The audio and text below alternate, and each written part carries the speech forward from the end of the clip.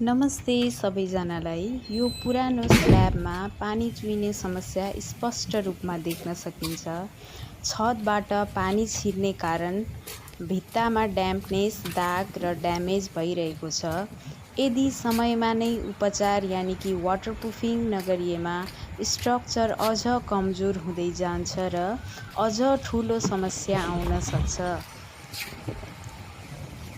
त्यसैले हामीले यहाँ पुरानो स्ल्याबमा पानी चुहिने समस्या सफलतापूर्वक वाटरप्रुफिङ गरेर समाधान गरेका छौँ।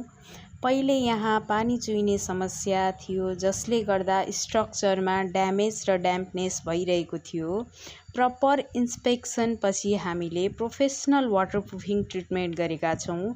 अब छत स्ल्याब पूर्ण रूपमा सुरक्षित, मजबुत र लङ लास्टिङ भएको छ। त्यसैले भगवती वाटरप्रुफिङ एन्ड केमिकल सर्भिसले भन्ने गरेको छ, take your structure seriously, Bhagwati and waterproofing chemicals. धन्यवाद।